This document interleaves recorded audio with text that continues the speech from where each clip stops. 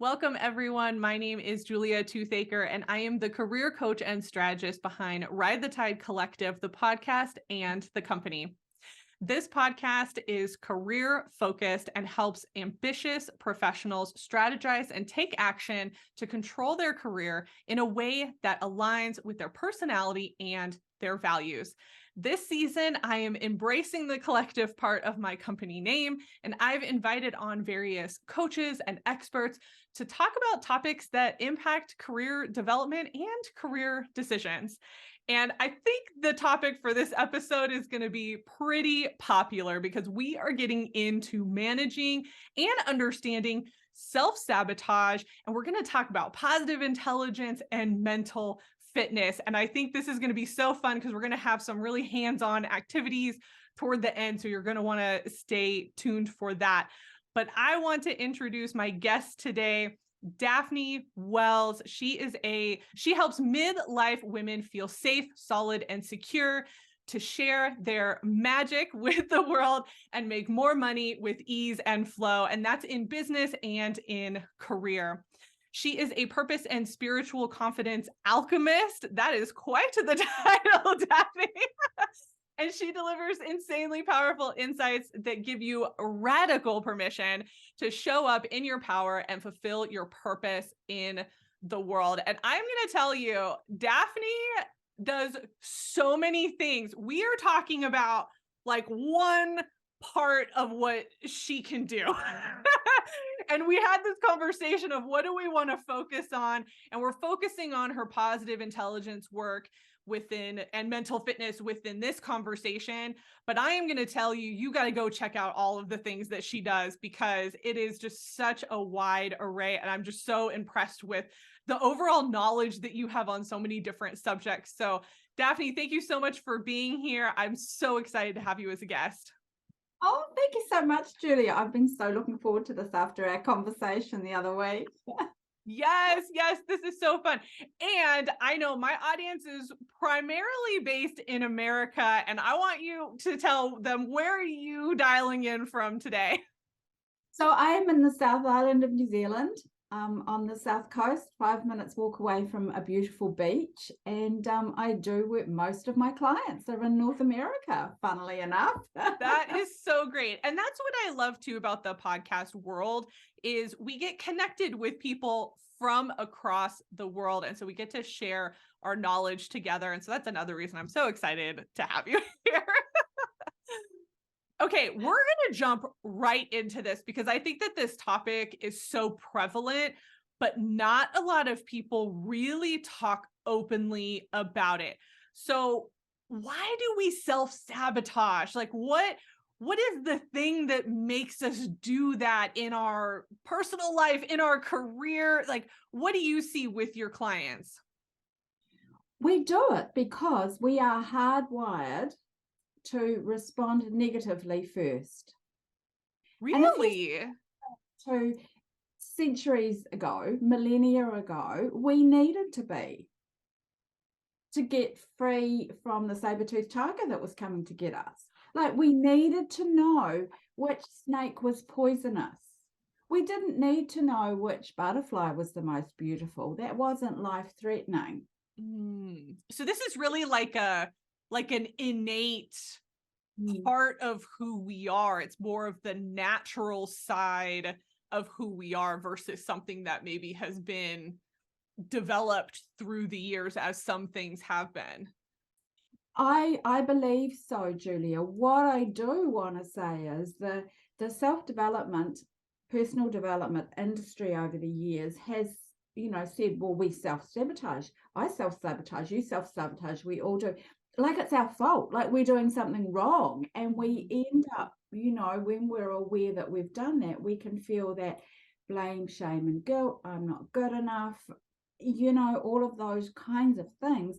When in reality, what we have in our brain is our negative side of our brain that is controlled by our, I could call them the committee, if I'm allowed to say that on your podcast. We're gonna have to bleep that out. Right? in that side of your brain, there is a band of 10 saboteurs that have been identified through research. The ringleader is the judge, and there are 9 others, and we each have a different combination of the ones who kind of are like side gigs to the judge. So if you like, the judge is the circus ring master, and he spies a situation and thinks, oh, we'll just jump in there and respond negatively, right? So you have this side of your brain that's firing all of the time, because as I said, that's how from millennia ago that's how our brains work. We have a positive, wise, sage part of our brain, which is where our intuition is, where our knowing is, where all of those beautiful things are. And through understanding mental fitness, we get to, in the middle of that, we have a self-command center. Mm-hmm. And you get to choose, you can choose through practice and building habits and practicing mental fitness, you can choose which side of your brain fires, so that you can actually, and they have done MRI scans that show that after 6 weeks of doing these PQ reps, they've actually noticed rewiring of the brain. Wow. So that you can over time respond positively more than negatively. Okay. And for the audience, I actually didn't know this, but PQ is positive intelligence, the same way that EQ is emotional intelligence. So I think that might be a new term for quite a few people. I have an observation / question. So you said that the judge is the one that kind of rules essentially, and is almost that like natural place that we go to. Is that why when we give feedback to people, they tend, like, I feel like most people's natural tendency is to really internalize feedback, even if they're prepared to hear it? Is it because of that? Perhaps, I'm not sure, because the judge can have us judge ourselves, judge others, and or judge circumstances. Okay. And we do we tend to hear negativity in people's speech over positively. You think of how often we naturally deflect compliments. Yes. I feel like my high achievers listening are going to be like, yes, yeah, we definitely just push those aside, because when you're high achieving, you're constantly like, what could I have done better? What could I have done better? And we don't sit in what we did well. Like, I've had to train myself to do that. And even then, I'm still so bad at it that I have certain friends who are really wonderful champions of positivity and celebration. And I make sure to tell them the things that I do. And they're like, oh my gosh, that's so amazing. I'm like, it is amazing. Because I like need somebody else to say it. High achiever is one of those saboteurs. Oh, great. One of the lies of the high achiever is that if I'm not on your back making you do better all the time, you'll get lazy. Yes. And so even though you're doing excellent work, it will never seem good enough as a high achiever until you get that high achiever under control. And what happens then is that you are actually in control of your brain, rather than letting the judge and the high achiever and all the other saboteurs be in control. I feel like maybe you just rocked my audience a little bit, who's listening to this and going, what do you mean the high achiever is the saboteur? That's how I get things done. We've been indoctrinated to believe that it's good to be a high achiever. You think about, we get praise at school when we get an A or a really high mark in something. We don't necessarily get praised for the effort we've put in and for our creativity in that. It's just, well, did we achieve really highly? Did we pass? Did we pass well? Right. Oh my gosh. I'm having like an epiphany as we are talking. Also, just for those who are listening, because I'm pretty sure my audience knows now, like I am a high achiever, I'm a high producer, high performer, all of that. And as you're saying that the high achiever is a saboteur, my eyes started twitching. Like my body had a physical reaction to you saying that, because I think that if I had to guess, it hits really at the core of how I identify myself. And so when that identification comes with a negative sentiment, it's like, oh, I mean, I know there are negatives to being a high achiever. Absolutely. Like we're working through all of them. But I think to hear it in that context and feel my body have a reaction to that, I'm like, oh, what does that mean? We probably need to unpack that. We haven't got time for that on this call. No, not on this call. That's true, that not everything about the saboteurs is bad. You know, we need a little bit, like we do need some high achiever to help us want to do better. Otherwise, we'd be content with not doing very well at anything, wouldn't we? So, you know, I'm not saying that's all bad. I'm saying when you let that control you, and as you said earlier, not acknowledge when you have done really well and not appreciate that about yourself, then it becomes a saboteur, because you're constantly on that treadmill of doing more and doing better and still feeling like it's never enough. Well, and really in the reaction that I just had, I feel like that could even be a form of self-sabotage, because I'm looking at that classification and immediately going, oh my gosh, it's negative. And now I'm viewing it as negative versus being in the middle of it. So how quickly my mind went to that naturally. Now that we're having this conversation, I'm so aware. Yeah, because it naturally went to the negative side of, oh, what am I going to do if I'm not a high achiever? You know? I mean, okay, for those of you listening or watching this, I mean, you're seeing this play out in real life right now. This is that we did not plan this conversation at all. This is Not me at having all. a moment. Being really vulnerable. Yeah, but I think that's important, because high achievers mask so much of how we're feeling. And I would even argue to say we try not to feel, because the more that we feel, the more that it impacts and kind of impacts the production that we can do. And so I know that that's something I've worked on, you know, the last couple of years, is like, you know, understanding how to feel the feelings, all of that. And I think that's part of that balance. Yeah. Giving space for the feelings and honoring them, because they are really important. And that's an area too that, you know, the more that you choose to be in control of what's going on in your brain through mental fitness and positive intelligence, the more you also increase and expand your emotional intelligence, which we know is a really important factor in living a holistic life, right? Yeah. Not all about IQ like we were taught it was, that intellectual intelligence. Yes.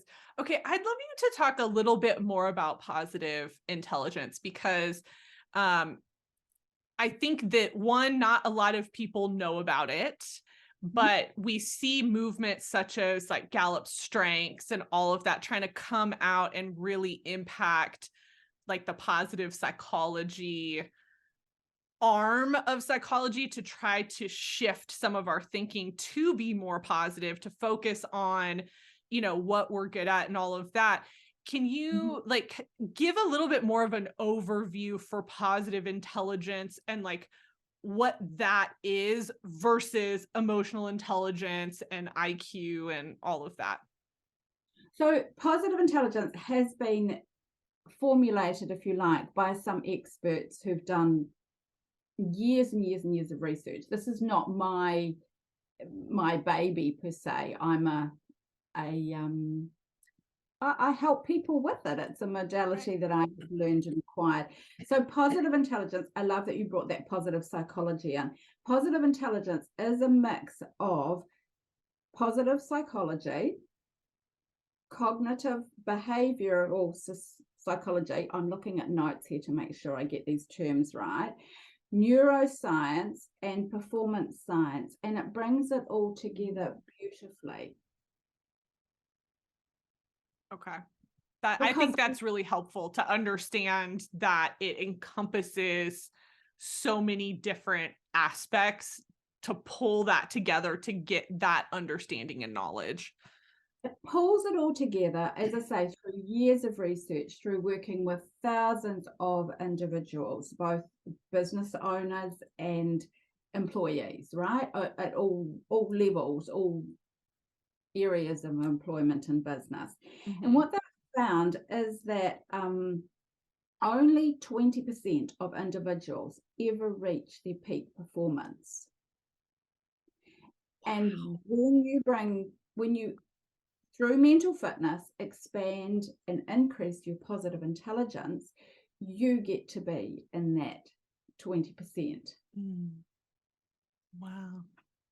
And for me, when I first was introduced to positive intelligence, mental fitness, I was like, another tool put in my tool belt, you know?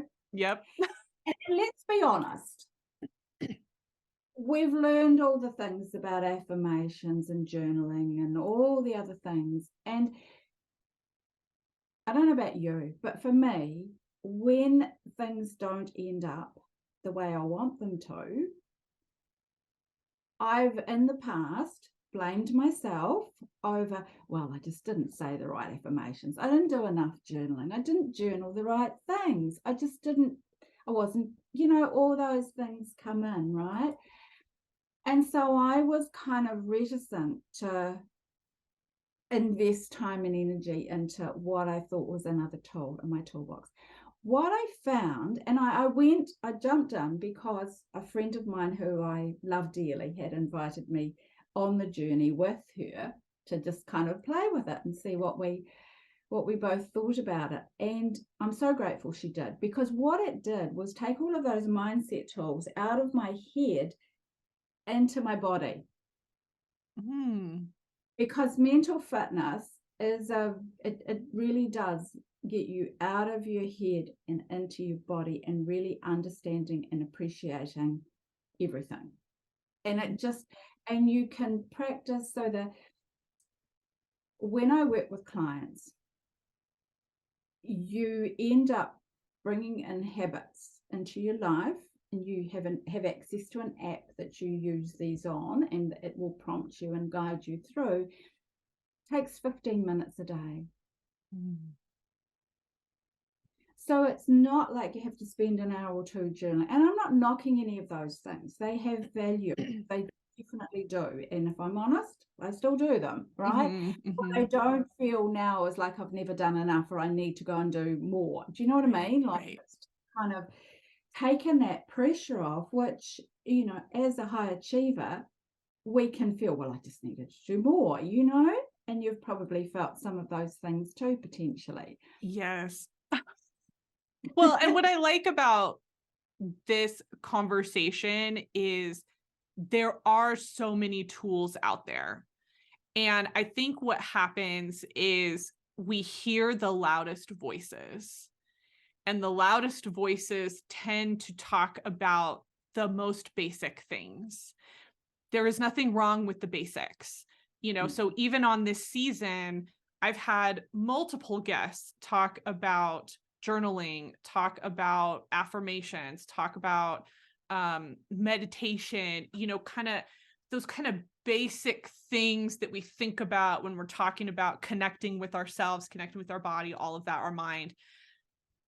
But it doesn't work for everyone, and so it's either understanding those practices in a new way and making them work for you in a way that, works for your personality and your habits and all of that, or it's seeking out other tools that don't get talked about. as much, and how do we learn about that and incorporate that and all that. So I'm glad that we're having this conversation, because I feel like, to me, as somebody who is, who does listen to a lot of these things, because I'm always looking for new tools as well, this feels like something that isn't talked about as much. And so I think it's so great to have more information around it and understand it, because everybody just picks up on things in a slightly different way. And so this might work for somebody in a way that journaling might not. That's right. Exactly. It's about finding the tools that work for each of us. Yes. Okay. I think this is a perfect segue to go into our actions for this episode. And I know one of the actions is actually, you're going to take us through an exercise. So why don't you tell us a little bit more about that? Okay, so imagine that you are in a stressful situation, about to go into one. You take a moment, you close your eyes, and you rub two fingertips together. So your thumb and any one of your fingers. And focus on that with such a depth of focus that you can feel the ridges of your fingerprints.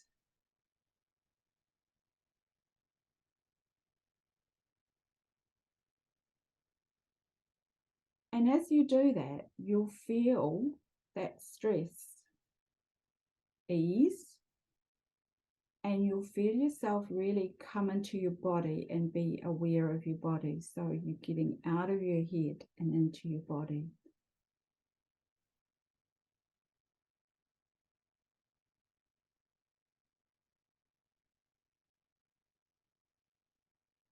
And that's a really simple tool that you can do. Even, imagine you going into that job interview for that promotion that you really want, and you're nervous. You could actually do that with your fingers on the table, on your lap. No one would know what you were doing. So good. Your eyes are closed, or you can do it with them open. So you're stressed in a conversation. Maybe your boss has called you in, or as I said, you're in an interview and you're not quite sure how to answer a question. Just pause and do that. And it changes. It changes the way that your brain fires. Okay, I have to tell you an observation from doing that, because if anybody's listened to other episodes from this season, meditation is very difficult for me, though I have learned new things about meditation and I'm feeling more comfortable with it, is probably what I will say. But that exercise, and I actually don't know that you could have even see my fingers, but I was rubbing them together. And for me, who has a hard time with meditation because my mind is just all over the place, the act of adding touch into it actually helped, because then I was focusing on that. And so my mind didn't go, to 30 other different places. So I want to encourage people who maybe feel or have felt the same way I have about meditation. And if it's hard for you to do that, or it's not as comfortable, I think adding this exercise into that and just that little extra, I feel like that helps ground you in a totally different way. Oh, it does. It grounds you into your body in a really powerful way. And it changes how your brain functions. I was in a situation a few months ago that was incredibly stressful. I was in a room with people who 3 or 4 years ago I'd have been having a full-on panic attack. And I was really nervous going into this situation, wondering how I would cope. I did that. No panic attacks. And admittedly, I've been doing this work now for about 18 months, so however, I was surprised that I didn't have any inkling of responding how I would have. 3 or 4 years ago. Right. So that for me shows the power for me personally in this work, and it becoming a habit. So in the app that I talked about, when I give clients access to that, they get reminders 3 times a day to do a PQ workout session. And what that does is, like, you go to the gym, you don't just pull weights once and then think, oh, I'm strong now. Like and this is what this is about. This is working the muscles of your brain, because your brain is a muscle. We know that, right? Right. Well, and I'll say too, we've just been sitting here for the last couple of minutes since we did that. I can still feel the sensation of it. Mm. And so, and this is all new to me. I mean, those of you who have followed me for a long time, this is not normally things that I talk about. That's why I'm bringing people on to talk about it, because it's not in my wheelhouse at all. But even just the remnant of feeling that, my mind gets pulled to that. Like, I'm in the conversation with you, but the back part of my brain that's always running is being pulled to that versus something else. I don't know if that's a thing or not, but that's what I'm feeling in it, is like it's taking away the noise that I normally have, because there's like a sensation in my fingers still from doing that exercise. I love that you said that, because PQ has been proven to increase people's performance and productivity, as well as a whole raft of other things. So you imagine if you have the remnants of that, because it's so the exercises that you do through the day, it's like you're charging up your PQ battery. Like you charge your phone battery. You don't let it run down till it's dead, because otherwise it's going to switch off, right? When you're charging that up, you do have that remnant, and it's like you have a new zero, a new ground level, if you will. And it does help you to be more productive, more. I've got a group who's going through at the moment my 8-week program, which is the foundation course for this. And they're 3 weeks in. More productive, focusing better, not biting kids' heads off when they, just all of these kind of things are just after 2 to 3 weeks of being in this work. Wow. It's powerful stuff. Yeah. And just that being aware, being aware of when that it is that gang of saboteurs, that you're not doing anything wrong. And so that notification, that little negative feeling that you get, is not a bad thing. It's like if you touch a hot stove, Right. you know it's hot. You need to know it's hot, because otherwise it's going to burn you. And then you have a choice in that instant. Are you going to leave your hand on the hot stove, or are you going to take it off? Yes. So this is action number 2, is that level of awareness that you have about what your brain is telling you.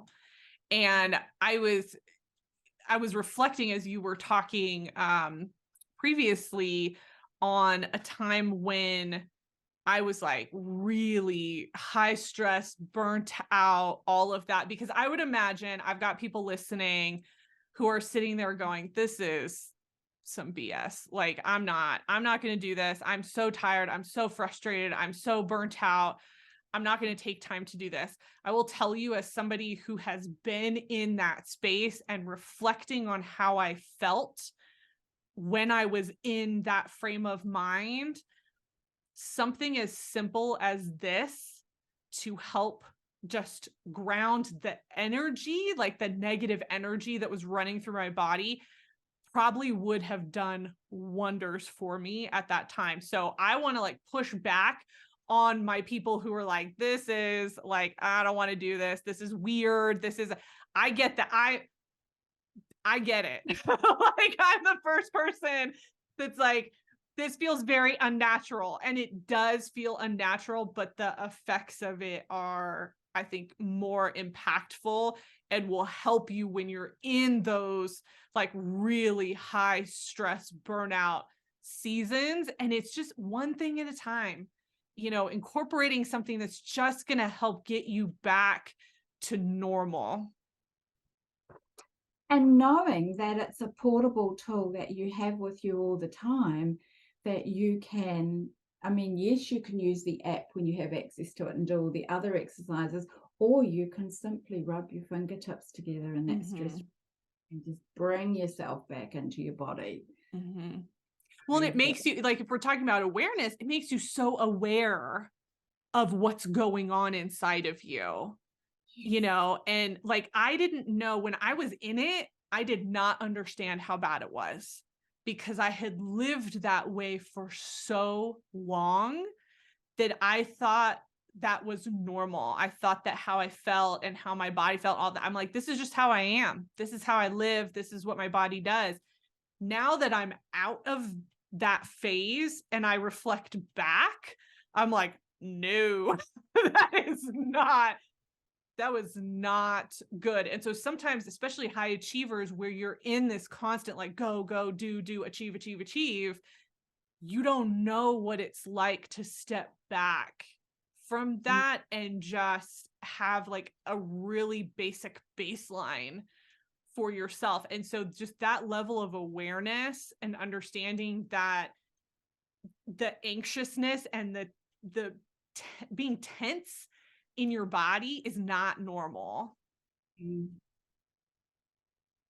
that burnout, that stress that you get there little over time. So you don't actually, as you say, you don't realize how bad it is until you come out the other side, which isn't always an easy journey. Nope. The more aware that we are of the signs that we're starting to get into it and we can do something about it.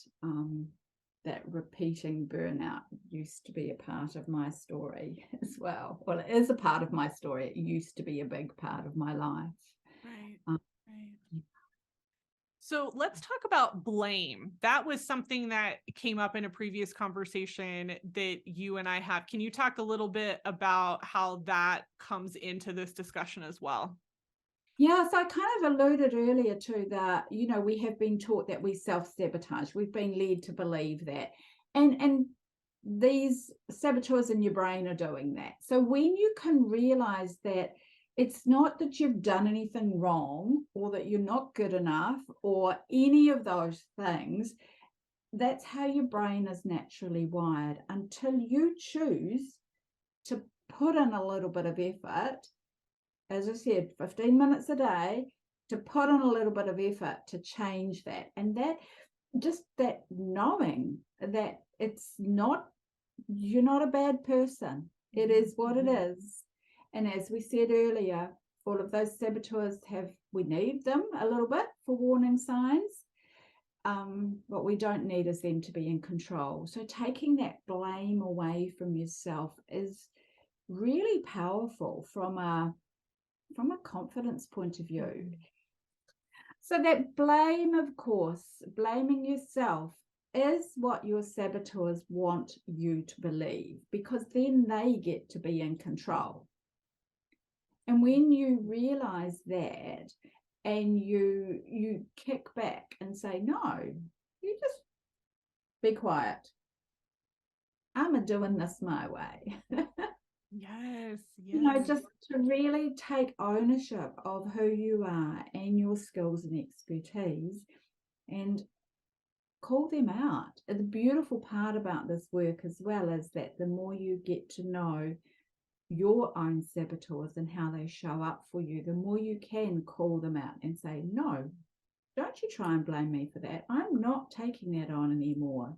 You sit down while I do this. Yes. Oh my gosh. I love that because I have so many clients and friends, honestly, and probably myself, who we've been doing so much work, right? We've been doing so much internal work on ourselves that what I see happening is almost an overuse of taking responsibility. it's like you look at a situation and immediately it's, okay, what could I have done different? I could have done this, I could have done that, I could have done that. And I think that's healthy. I think you do need to understand the context, take responsibility for your behavior and all of that. But I think this is such a good reminder. And I've had to say this to clients where I'm like, this is not on you. Mm. Like, this is on that person. And I understand that you're trying to reconcile that and make sure that you didn't do anything wrong.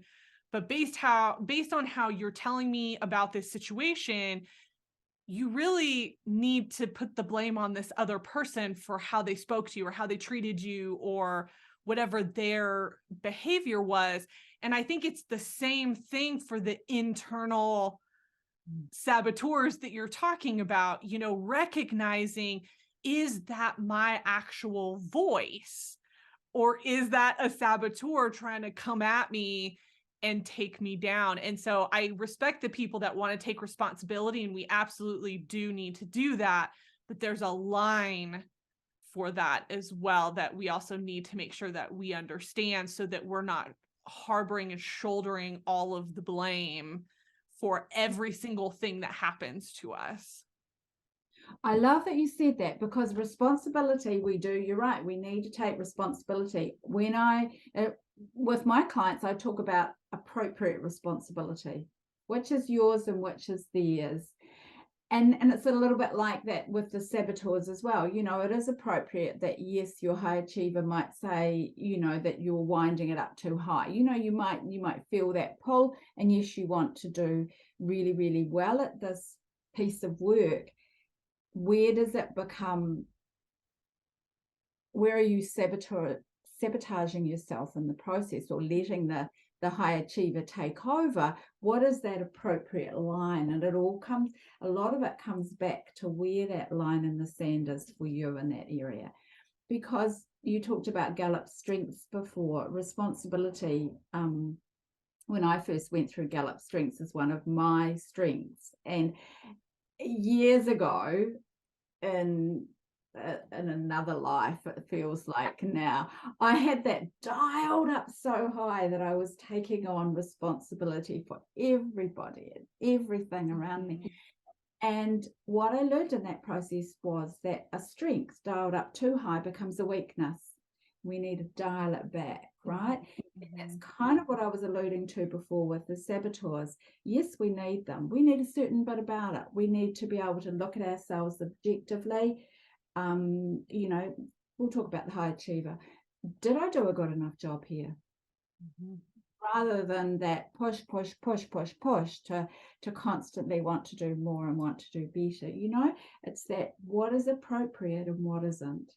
Yes. Oh my gosh. Daphne, this conversation has been so good. I think this is, again, one of those conversations that I don't think we're having enough.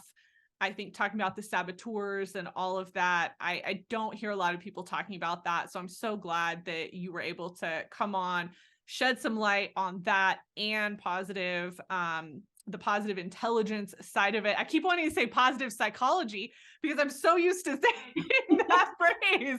So I'm trying to, even me learning new language, I think is so, so wonderful. I would love for you to share any freebies that you have for the audience and where they can connect with you.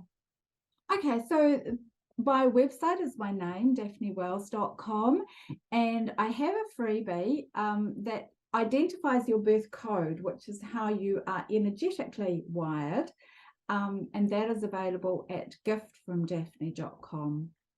Great. And if any of your listeners would like access to a quiz to identify their top saboteurs, shoot me an email at daphne@daphnewells.com and I will send you a link for that. Awesome. That is so great. So I will have all of that linked into the show notes for this episode, the blog post for this episode, along with where people can connect with you on different social media outlets as well. Daphne, thank you so much. I so appreciate you taking the time to be a guest today. Thank you for having me. It's been such an awesome conversation.